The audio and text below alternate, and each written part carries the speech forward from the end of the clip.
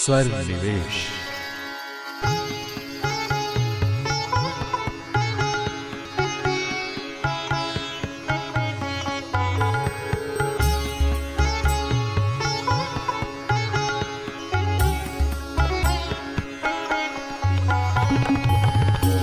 स्वर निवेश। दोस्तों, स्वर निवेश में आपका स्वागत है।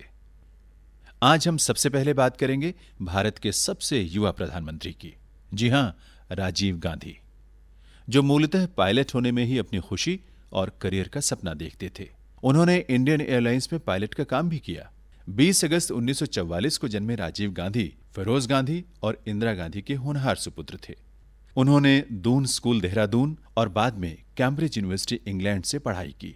राजीव गांधी की मूल रुचि राजनीति में नहीं थी, लेकिन उनके भाई संजय गांधी की मृत्यु के बाद उन्हें राजनीति में आना पड़ा। 31 अक्टूबर 1984 को अपनी मां श्रीमती इंदिरा गांधी के असामयिक निधन पर राजीव गांधी ने प्रधानमंत्री का कार्यभार संभाला। उनके समय में सूचना प्रौद्योगिकी का विकास एक ऐसा योगदान है जो भारत में 21वीं सदी की आधुनिकता को सही अर्थों में अर्जित करता है। महात्मा गांधी और जवाहरलाल नेहरू की तरह श्री राजीव गांधी भी गुट निरपेक्षता और अहिंसा के मूल्यों में विश्वास करते थे। साथ ही उन्होंने भारतीय लोकतंत्र की रक्षा और विकास में महत्वपूर्ण योगदान दिया। कंप्यूटर का देश में आगमन उन्हीं की योजना थी। साथ ही सूचना क्रांति, टेलीकॉम की गांवों तक पहुंच और विदेश नीति में उदारीकरण का सूत्रपात भी श्री राजीव गांधी के कार्यकाल में ही हुआ। आधुनिक विज्ञान और प्रौद्योगिकी का विकास उनके स्वप्न का हिस्सा था। उद्योगों के विकास को उन्होंने बढ़ावा दिया और साथ ही हरित क्रांति के लिए भी काम किया। विश्व शांति के इस अग्रदूत की जीवन लीला का अंत हुआ 21 मई 1991 को चेन्नई से 30 मील दूर पेरुम्बदूर में, जहां वे एक जनसभा को संबोधित करने पहुंचे थे। आइए सुने स्वर्गीय राजीव गांधी की तेजस्वी वाणी की रिकॉर्डिंग के महत्वपूर्ण अंश। हम देखें कि बिजली, पानी, दूसरी नई नई तरकीबें किसानों तक, मजदूरों तक पहुंचे, जिसमें वो अपना उत्पादन बढ़ा सकें, जिसमें भारत को और मजबूत कर सकें। भारत तब आगे बढ़ेगा जब भारत का देहात आगे बढ़ेगा। हमारी पूरी शक्ति लगेगी भारत के देहात को ऊपर उठाने के लिए। हमें देखना है कि भारत के अलग हिस्सों में विकास में जो फर्क आ गया है वो दूर हो। हमें देखना है कि भारत का हर प्रांत बराबर तेजी से आगे बढ़े। भारत के सब नागरिक पूरा मौका पा सकें अपनी शक्ति देश को आगे बढ़ाने में लगाने में, अपना काम पूरा करने में। हमारे असूल नहीं बदले। जो रास्ता गांधी जी ने, पंडित जी ने दिखाया, उसी रास्ते पर हम देश के कोने कोने में विकास पहुंचाना चाहते हैं। गांधी जी ने स्वदेशी की बात करी थी। 38 साल हुए जब भारत में एक सुई नहीं बनती थी, तब स्वदेशी खादी होता था। पंडित जी ने साइंस टेक्नोलॉजी का रास्ता दिखाया, भारत आगे बढ़ा। आज जब हम स्वदेशी की बात करते हैं तो खाली खादी की बात नहीं होती। आज जब हम स्वदेशी की बात करते हैं तो हम स्वदेशी उपग्रह की बात करते हैं, हम स्वदेशी कंप्यूटर की बात करते हैं, हम स्वदेशी ब्रह्मांड शक्ति के ऊर्जा घर की बात करते हैं। स्वदेशी के माने कितने बदल गए हैं पिछले 38 सालों में। इससे दिखता है भारत ने कितनी तरक्की करी। यही हमारा गौरव है। लेकिन चाहे हम कितनी तरक्की करें, कितनी भी आर्थिक तरक्की करें, अगर हम हमारी विरासत खो जाएं, अगर हम हमारी पुरानी परंपरा खो जाएं, हमारी संस्कृति भूल जाएं, हमारी सभ्यता खो जाएं, तो मैं समझूंगा कि कोई भी विकास नहीं हुआ है। हमें देखना है कि आर्थिक विकास के साथ भारत के चरित्र में उतना ही विकास हो, उतनी ही शक्ति आए। इसलिए हम खास ध्यान दे रहे हैं गरीबी हटाने के कार्यक्रमों पर। जहां पे कुछ कमजोरी दिख रही है, हम उन कार्यक्रमों को बढ़ा रहे हैं, मजबूत कर रहे हैं। जहां पर और सहायता की ज़रूरत है, हम और सहायता देने को तैयार हैं। इन्हीं दिनों में हम इन कार्यक्रमों को देख रहे हैं। कुछ दिन में आपके सामने ढांचे को थोड़ा बदलकर ऐसा बना के कि गरीबों को ज़्यादा फायदा मिले, ऐसा बना के कि शासन पे कम पैसा लगे, हम करने को तैयार हो रहे हैं।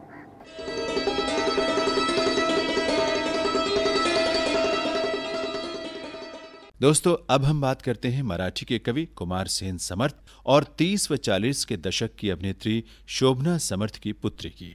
क्या आप पहचान पाए? चलिए हम बताते हैं नाम। अच्छा रुकिए, ना रुकिए, कुछ और परिचय देते हैं, शायद आप पहचान सकें।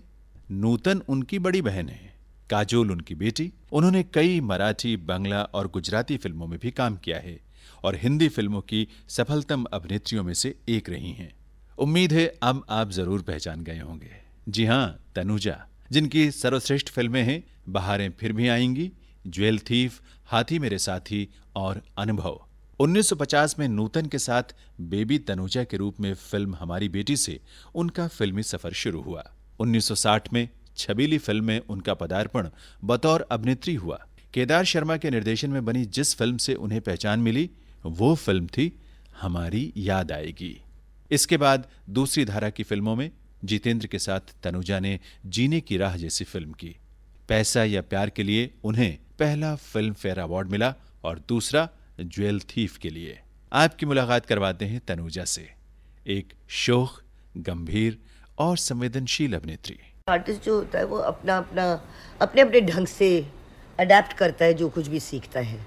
आप थोड़ा सा कंसंट्रेट करो और वो कैरेक्टर आपके अंदर है, आपको ऐसा फील होता है कि ये कैरेक्टर आपके अंदर है।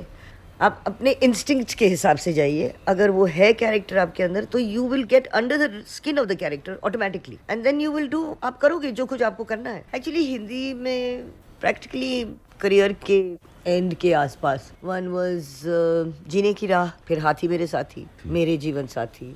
पर actually recognition as an artist जिसको आप कहते हैं, जब मैंने बंगाली फिल्में शुरू की 1962 में, वहाँ जाके मुझे एक दर्जा मिला जहाँ कि मुझे ऐसे लगा कि हाँ भाई ठीक है, I am a good actress. So मैंने बंगाली फिल्में काफ़ी की और उसमें मुझे अलग अलग रोल मिले, तो एक अप्रिसिएशन हुआ कि मैं किस गहराई की एक्ट्रेस हूँ। मैंने उत्तम कुमार के साथ किया, पहली पिक्चर तो उत्तम कुमार के साथ, उसका नाम था देवानेवा और बहुत अच्छा म्यूजिक था, श्यामल मित्रा का म्यूजिक था, उन्होंने गाने गाए थे। मैंने तपन सिन्हा के साथ एक फिल्म की जो कि बहुत ही कॉन्ट्रोवर्शियल फिल्म थी, but it was a good film. It was called अदालत एक टी में, मतलब अदालत और एक लड़की। तो it was about a school teacher who gets gang raped by 4 boys and how वो कैसे लड़ती है, कोर्ट में लड़ती है, और एक एक्स पुलिस ऑफिसर होता है वो उसको मदद करता है। It is very interesting subject. Tapan Sinha ji ने डायरेक्ट की थी। जीने की राह एक ऐसी फिल्म थी जो बहुत अहमियत रखती है मेरे लिए, क्योंकि ये 1966 की बात है। मेरा एक एक्सीडेंट हुआ था, एक आदमी मर गया था, तो बहुत पब्लिसिटी दी लोगों ने। ट्रूली एन एक्सीडेंट, केस चली, I paid whatever had to pay. और उस ज़माने में कोई भी प्रोड्यूसर मेरे पास नहीं आया था, क्योंकि उनको मालूम नहीं था कि मैं जेल जाऊंगी या नहीं जाऊंगी या क्या होगा रिजल्ट उसका। उस ज़माने में प्रसाद जी मेरे पास आए, LV प्रसाद, और उन्होंने कहा, Tanu, I want you to work in my film. And I was so grateful to that man, because at that time जब इंसान की पूरी मतलब एक सेल्फ कॉन्फिडेंस जो है वो खत्म हो जाता है, क्योंकि all producers just even if the films that I had on hand were not shooting, so I didn't know whether they were going to go ahead or not. So he had that confidence in me that it would work. उन्होंने मुझे ये film दी और immediately shooting start किया, और जैसे ही shooting start किया 67 में shooting start किया, और 68 दिसंबर में मुझे वो ऑल क्लियर मिला कि मेरा केस भरना था वो भर दिया था। और जीतू और मैं लाइक हम लोग, जीतू उनका बेटा था, मैं उनकी बेटी थी, तो this was how it was. एक दिन हम लोग शूटिंग कर रहे थे 2 दूनी 4 की, तो आए सेट पे, देर से आए, मेरे बाजू में बैठे, कैसी है तनु? ऐसे मैं ठीक हूँ। क्यों देर से आए? बोले क्या है, वो प्रॉब्लम है घर में। ऐसे अच्छा ठीक है, क्या प्रॉब्लम है? सिर्फ मधु की तबीयत ठीक नहीं है। फिर अभी किसी को बोलना नहीं, मैं जा रहा हूँ मेकअप करने के लिए, ओके, लेकिन मैं पीछे गाड़ी में बैठ के घर जा रहा हूँ क्योंकि मधु की तबीयत ठीक नहीं है। And he went home. सब लोग मेरे पूछते कहाँ गए, आई सर मुझे क्या मालूम, हीरो तुम्हारा मैं क्यों बताऊं। Very sensitive person.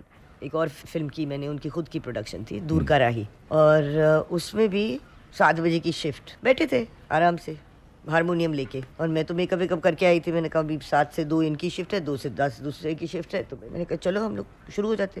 बोले आज मेरा मूड नहीं है शूटिंग करने का, बैठ इधर। ऐसे क्यों? ऐसे तेरे को गाना सुनाता हूँ। सिर्फ हे भगवान, अभी ये मेरे को गाना सुनाएगा हारमोनियम बजा के।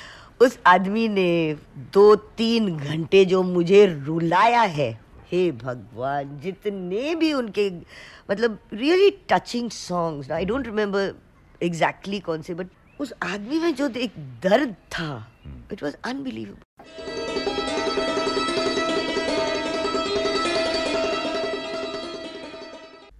दोस्तों, हिंदी साहित्य में बाबा और जनकवि की उपाधि एक ही कवि को मिली। जानते हैं क्यों?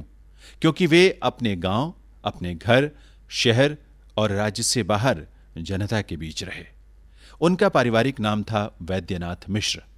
हिंदी और मैथिली के अलावा वे संस्कृत, पाली और प्राकृत के विद्वान थे। उन्होंने शिक्षक के रूप में भी काम किया। दर्शन और बौद्ध साहित्य की शिक्षा के लिए वे श्रीलंका गए और बौद्ध धर्म को अंगीकार किया। जी हां, हम नागार्जुन उर्फ बाबा नागार्जुन की बात कर रहे हैं।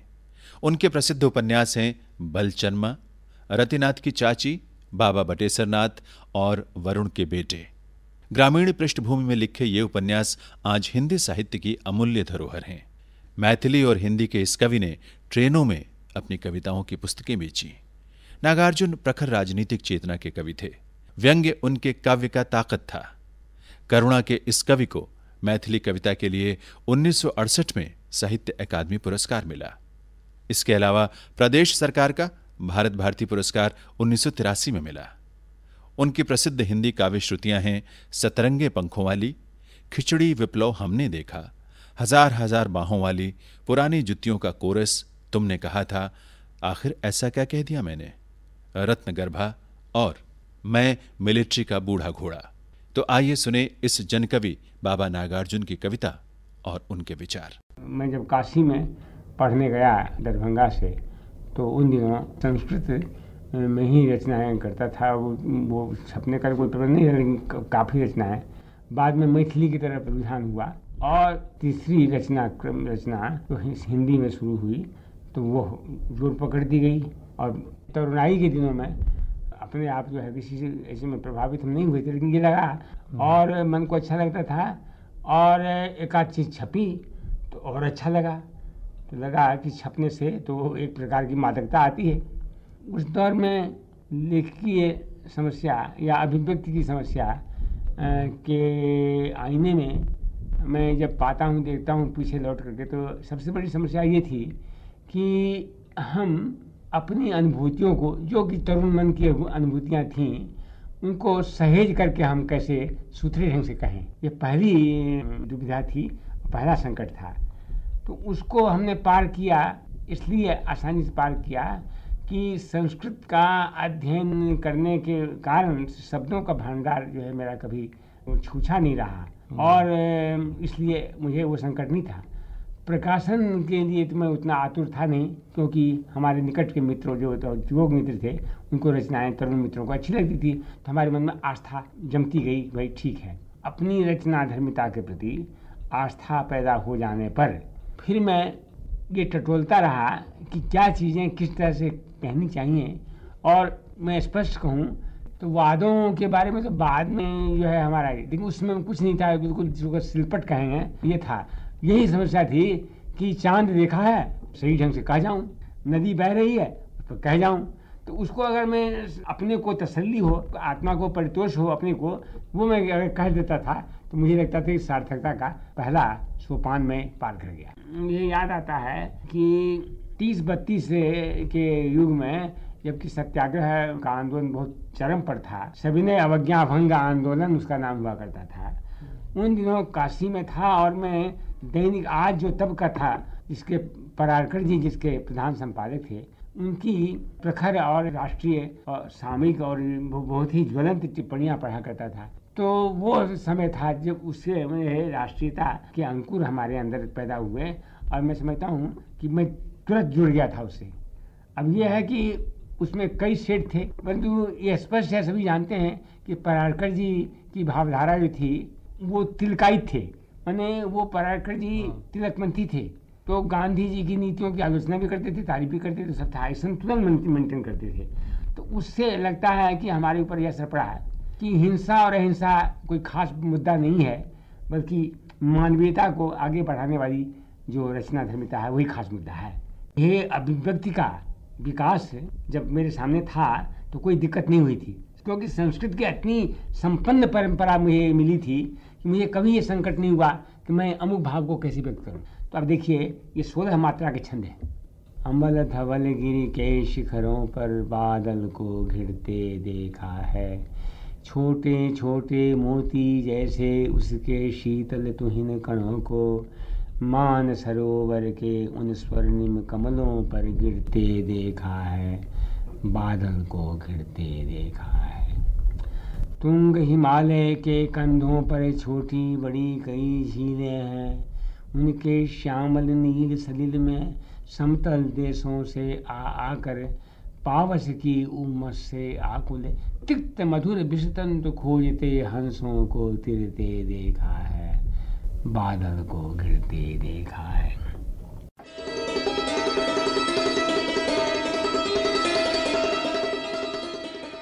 और अब मिथिला भूभाग यानी बिहार की ही एक और विभूति, जी हां, ध्रुपद संगीत के ज्ञाता, रामपुर के वजीर खान साहब के शिष्य भोलानाथ भट्ट, जो दरभंगा महाराज के दरबार की शान थे और बाद में इलाहाबाद चले गए।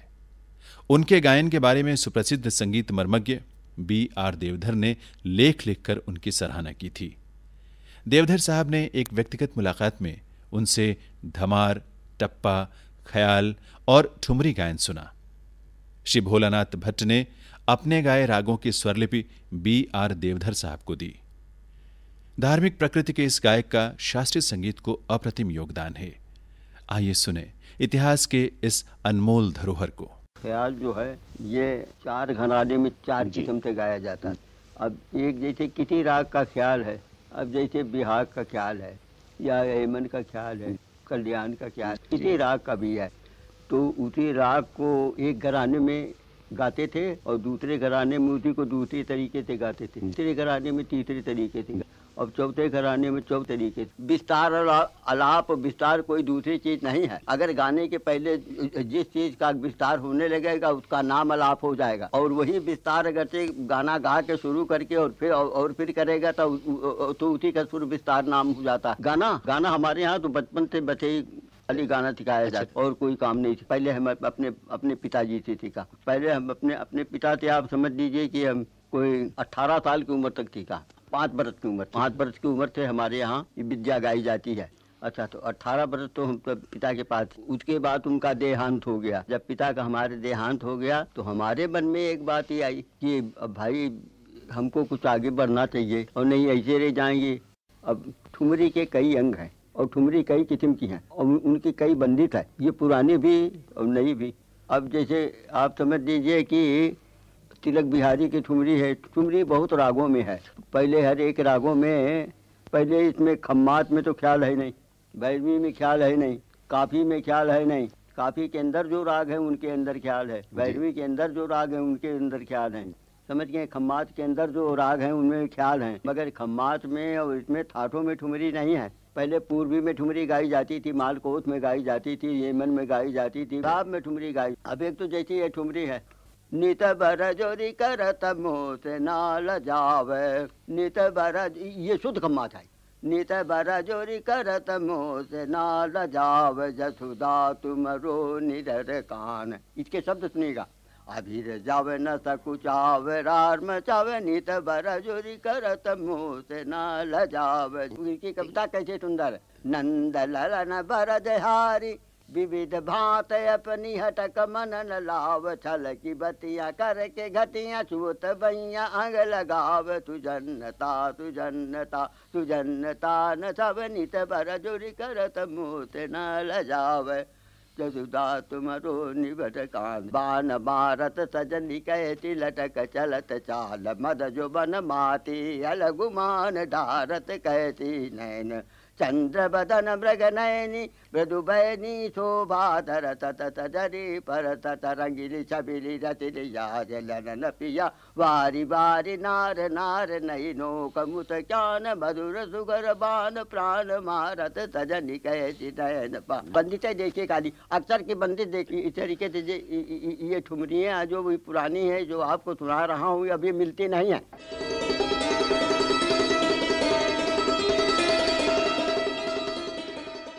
दोस्तों, स्वरनिवेश का ये अंक जैसे बिहार की प्रतिभाओं को ही समर्पित है। नागार्जुन और पंडित भोलानाथ के बाद इस अंक का समापन हम सुप्रसिद्ध लोक गायिका विंध्यवासिनी देवी से कर रहे हैं। संगीत नाटक अकादमी की फेलो विंध्यवासिनी देवी ने मैथिली, भोजपुरी और मगही लोकगीतों के गायन में प्रवीणता हासिल की। उन्हें भारत सरकार का पद्मश्री सम्मान, संगीत नाटक अकादमी सम्मान, मध्य प्रदेश सरकार का अहिल्याबाई सम्मान, तुलसी सम्मान और बिहार रत्न सम्मान प्राप्त हुए। आइए इस महान गायिका से आपको मिलवाते हैं।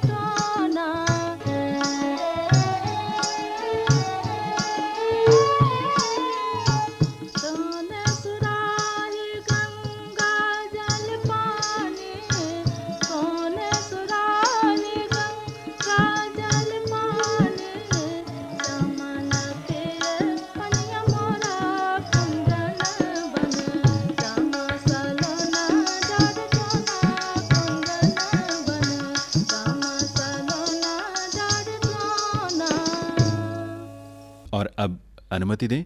नमस्कार। स्वर निवेश।